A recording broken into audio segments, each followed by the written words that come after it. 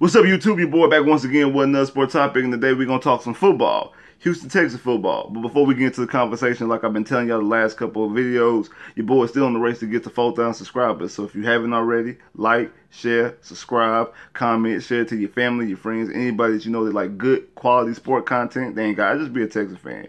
If they like good quality sport content, bring them to your boy's channel so your boy can get to that 4,000 subscribers. But now, let's have a conversation with what's happened and has transpired the past couple of days for our Houston Texans.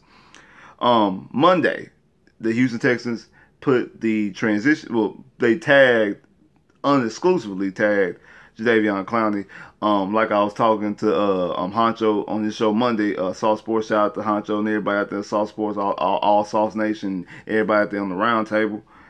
Like I told him then, like, I think it was a good move, just to do a little quick rundown, recap of that, because it did happen a couple days ago, that the Texans did do the right thing by tagging him. I mean, I would prefer to get a deal done, but they didn't let him walk like they did Mario and like they did AJ Bouye. I'm not going to lie, the closer and closer we got to Tuesday's deadline, I kept on thinking, like, I was ready. I had ammunition ready to just go all in, just steamrolling the franchise, calling this the dumbest franchise in the NFL history, if they will yet let another #1 overall pick just walk out the door freely, not even get nothing for him. But they got the unexclusive tag, which means he still can communicate well with the teams. But the Texans have the right to match any offer that he gets, and if they choose not to match the offer, if that offer is too much for them, they like, nah, we good on that.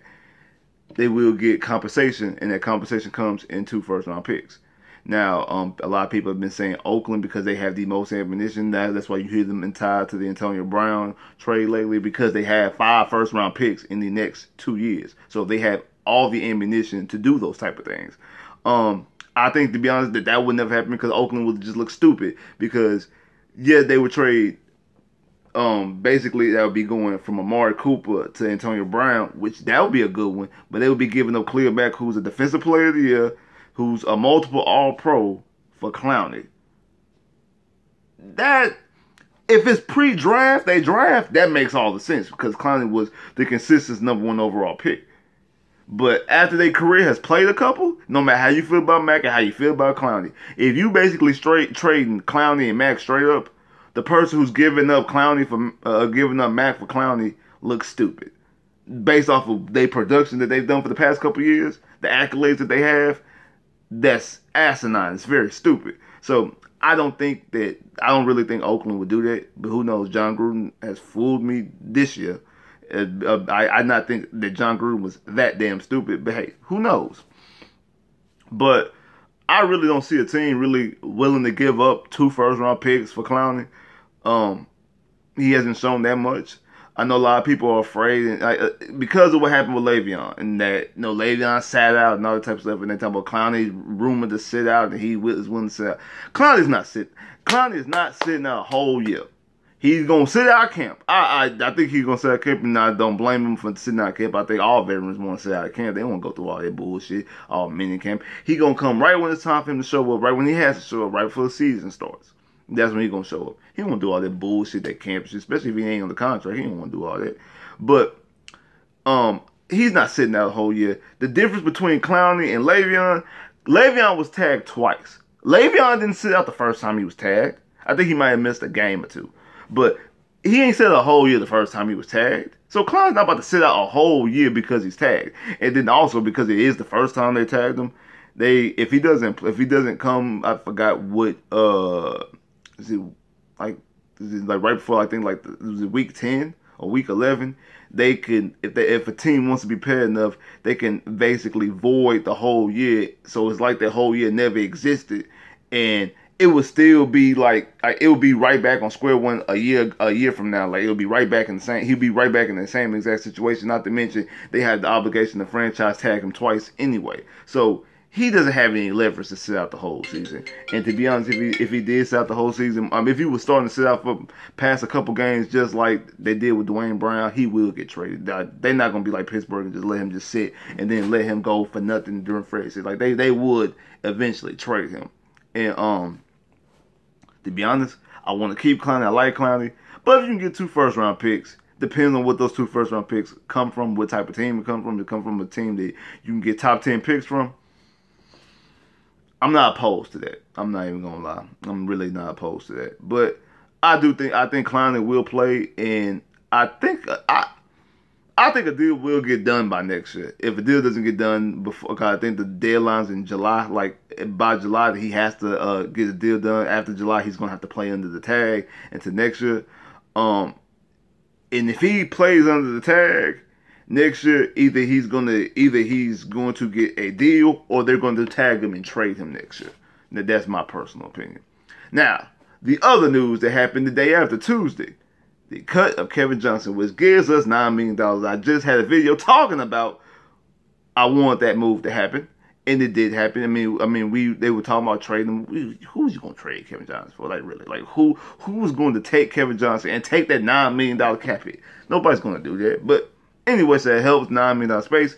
But oddly enough, it leaves a void, and somehow magically, everybody's talking about how the Houston Texans' biggest need all of a sudden right now is corner. All of a sudden, I've been saying this for the past year, but never mind all that. Now everybody's talking about how corner is the biggest need because now under contract, you only have 2 corners. Right now, you only have Colvin, who was a complete bust last year as a free agent signing, and then you have Jonathan Joseph, who's old. Those are the only 2 corners that's on the physical roster that you have under contract. You don't have Sharice Wright and Webster, the other guys who play. Then that's a good thing, actually. You don't have them under contract. So now you only have 2 corners when you need at least 4, if not 5 to 6, because you need DBs. DBs are very crucial, and especially in the rotation. So now all of a sudden, corner is the biggest need. I've been trying to tell people that. But the thing about Kevin Johnson, like I said, I was never high on Kevin Johnson. I know me and the guys in the sauce went back and forth. I know we had a bet going last year that if he was going to be, if he was an All-Pro, I was going to buy a Battle Red Kevin Johnson jersey. And I even upped it. I said, he ain't got to be an All-Pro. He could just be a Pro Bowler. An alternate Pro Bowler at that. Like how Lamar Miller got jumped into the Pro Bowl. I don't care how who else was a Pro Bowler that you looked up this year? Like how he was a Pro Bowler? Was it Dak? Or was it like anyway, it was one Pro Bowl this year that you really looked up and you like he really was in the Pro Bowl. So that's how watered down the Pro Bowl is. So yeah, if Kevin Johnson was a Pro Bowler, I was gonna buy a Battle Red Kevin Johnson jersey. I knew it wasn't happening. Nothing against the guy, but I just never seen anything about Kevin Johnson that just made me just, ooh, wow, I want Kevin Johnson. And that's why it was so idiotic when people were talking about how when we lost AJ, oh man, we got Kevin Johnson coming back. Woo, woo, woo, woo, woo, woo, woo, woo. I'm like, and? Like, Kevin Johnson never impressed me. And it just shows how stupid the franchise was because that one decision hurts you 3 years. You let AJ walk. They had too much faith in Kevin Johnson, so they let AJ walk. Had too much faith in Kevin Johnson, so they signed Colvin thinking that they could pair Colvin up with. They counted on Kevin Johnson. And now you cut Kevin Johnson. Now you have nobody.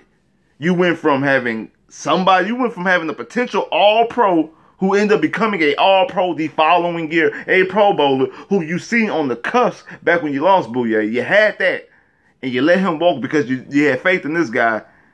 And it's not just the injuries. He just never looked good on the field. That to mention, he was always hurt. You want to talk about Will Fuller? Let's talk about Kevin Johnson always being hurt. Like, come on. So I never was hyped on Kevin Johnson. I remember watching the draft, and we drafted Kevin Johnson, and I realized, said, who? Like, I didn't know who the dude was. Watched his tape. I'm like, okay. He looked okay. I mean, it just wasn't just nothing, just eye-popping like, oh, I'm glad we got him. I'm like, okay. I was hopeful.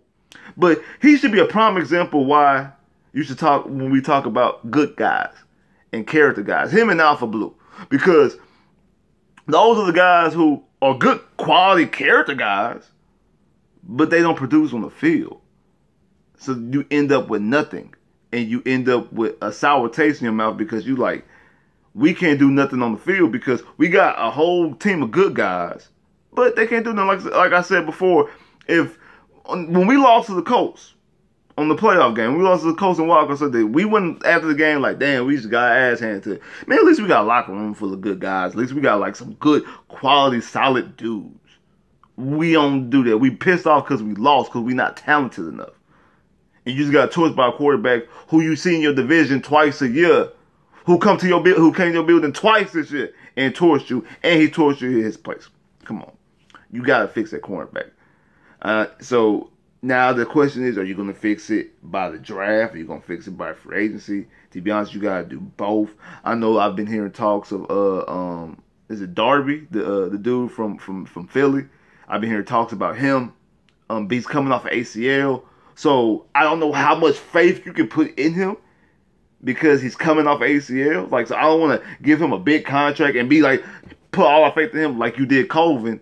And now you got a guy who is either hurt or not playing at his full strength. And you playing against some solid offenses, some solid quarterbacks, and Patrick Mahomes, and Phillip Rivers, Drew Brees.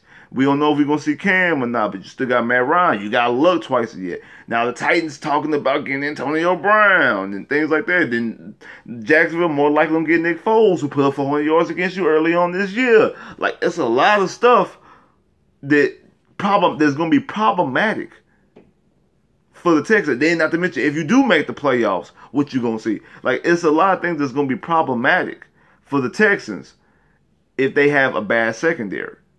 Like, I'm sorry. Like, I'm sorry. We talk about offensive line. That's cool.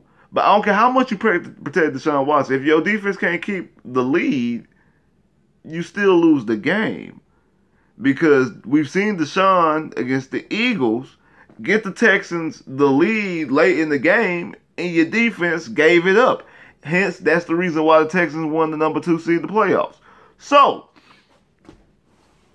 that back end needs to be fixed. Not to mention, you don't have nobody back there. Like, you literally have 2 players under contract, and one of those players is a guy who's a healthy scratch in the playoffs. Healthy scratch in the playoffs, like, we just ain't going to play you in the playoffs. Because they, from the reports is, they realized early on that they made a mistake by signing Aaron Colvin, trying to correct the wrong of allowing AJ to leave.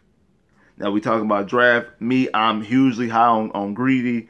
I accept Baker. I'm really not that keen on Murphy. Like, to me, Murphy's tape, I've only watched a little bit of Murphy. I've watched a lot of Greedy. I've watched a lot of Greedy, and I watched a good chunk of Baker. But I'm still gonna watch more during the draft process. And I've watched some tape of Murray, and from what I've seen, he just reminds me of Kevin Johnson. And his scouting report is damn near identical to Kevin Johnson. I think he could be a better version of Kevin Johnson. Maybe the version that he probably could be what people thought Kevin Johnson was going to be.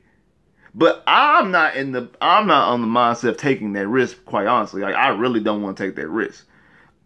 So I would prefer to go after Greedy, but Greedy might not be there. I'll take Baker. I want to do some more. I know the dude from Clemson. From what I've seen, he kind of reminds me of Kareem. I really had the other dude, the Raquel Sims dude. He got the weird name. I ain't really watched him yet, so I need to. I can't wait to watch more tape of these corners because I think that's going to be a very pressing need, something that you have to handle, and something that you kept kicking the can down the road. You kept pushing this issue back further and further. We did this with the quarterback situation. We kept pushing the quarterback situation further and further and further down the road. We're doing the same thing now with corner. This corner situation should have been addressed. We should have been addressed this corner situation back in. Well, I guess they drafted Kevin Johnson in 2015. But you should address this corner situation by locking up Bouye. When the moment you let Bouye walk, you made cornerback an issue. The moment you let, because even if you thought Kevin Johnson was the player that you thought he was going to be, you still have 2 corners. You're supposed to have 2, and you know that Jonathan Joseph wasn't gonna stay young forever. Like, you knew that Jonathan Joseph was eventually gonna get old. He was already showing you signs, and you already knew that Kareem You need to move Kareem to safety. We've been saying that for years. It's like they just not getting on the train. We've been on this train. Like, we've been at the parade. We been at the party. Like, we waiting on y'all to get to the club. Wait, we been at the club. I've been on this club the whole year, past 2 years. Hey, we need a corner, bro. I've been saying that. I've been saying it every week. I know from week to week I might say something, depending on the game. The offensive line get blown up. I might say something about the offensive line. But I've been very consistent at telling y'all how the defense was going to fool y'all secondary. The secondary was going to fool y'all this year because we ain't play good quarterbacks, and that we was going to need a corner. And a corner should be addressed early. And the moment that we didn't get the moment that we signed Colvin last year, and that was our big free agent corner that we signed last year. And after the draft broke down last year, knowing we didn't get the pick into the third round, that wasn't Brian Gang's fault. That's just the cost of having Deshaun Watson. And we had 2 picks. I said this, that we were going to come up with the combination of one or two things. Either 2 tackles in a corner or 2 corners and an offensive lineman. That's how those 3 picks in the first 2 rounds was going to go. That's the mindset I've been on consistently the whole way through. In my opinion, depends on how the board falls. I'm not reaching for a corner, but I'm damn sure not reaching for an offensive lineman, because I've seen a lot of my drafts that seen 5 offensive linemen go before the Texans, and then the Texans still pick offensive linemen. So you telling me we're gonna pick the 6th best offensive lineman when we have the number 1, 2, and 3 corner on the board still, just to pick offensive lineman? That is stupid. Just to pick offensive lineman, that's dumb. I'm sorry, that is. When you have the best 1 and 2 corner on the board, but you're picking the 6th best offensive lineman, just for the sake of, we gotta protect Deshaun Watson, so we're gonna pick offensive lineman. No, you pick who's the best player on the board. Now, if the first 2 corners are ran through, and offensive lineman, then now you talking about the 3rd corner and the 3rd offensive lineman, something like that. 3rd corner, 4th offensive lineman, something that small. Okay, now it's the best player available.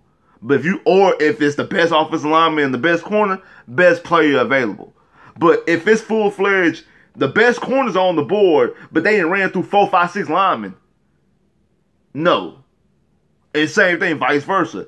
If the best 2, 3 corner, the best 2, 3 linemen on the board, but they ain't ran through 1, 2, 3, 4 corners, you take an offensive lineman. Like, I'm of the mindset of taking the best player available, but ideally, I think this is the way I feel, and think that the number 1 or 2. I actually personally think it is a good chance that all 3 of those top 3 corners are going to be on the board. I for sure know that 2 of them are going to be on the board by the Texans draft at 23. Texans ain't going to. There is going to be 2 of them.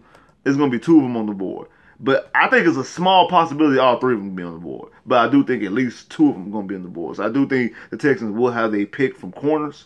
Offensive linemen, I don't know, because I've seen it both ways. But from majority, I feel the offensive linemen are going to go early on. So it also depends on how these quarterbacks roll. Depends on if Kyler Murray goes number 1, because that throws a monkey wrench in certain things. It depends if Jacksonville decides to just go straight with Nick Foles and don't try to draft a quarterback. A lot of things could happen. So it all depends on how the draft board falls. But corner is definitely a pressing issue, and I think the cutting of Kevin Johnson just makes it heighten more awareness. It just makes you more aware. But I've been aware, even if Kevin Johnson was on this team. To me, Kevin Johnson cut only signifies one thing: $9 million of cash space. But for a lot of people, it signifies, now they in pay mode. I've heard people on the radio all week, now they in pay mode. Oh, we only have 2 corners on the team. We have to get a corner. The corner is definitely the number 1 issue.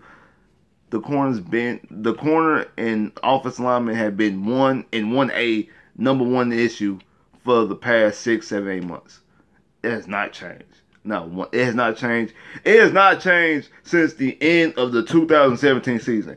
Once you trade away, once you let AJ walk out the door and you trade away Dwayne Brown, offensive lineman and corner has been the same issue. It has not changed at all. It's not gotten worse. It's not gotten better. It's just, they both have stayed the exact same. Maybe people's perception has changed about them, and they also because what people are feeding you. But for me watching the games, I feel the exact same way I felt when we lost AJ Bouye and when we traded away Dwayne Brown. I feel the exact same way. Nothing has changed for me. Only thing that's changed for me is that Andrew Luck has come back from his injury, and he's in your division playing like an MVP level, and you gonna possibly get Nick Foles in Jacksonville. So you definitely now it's more so of your opponent who you facing that might change some things. But from the way I feel about the team, nothing has changed, not one bit. Like, share, subscribe if you haven't. Comment below if you haven't. Click that bell, get more videos. I holla.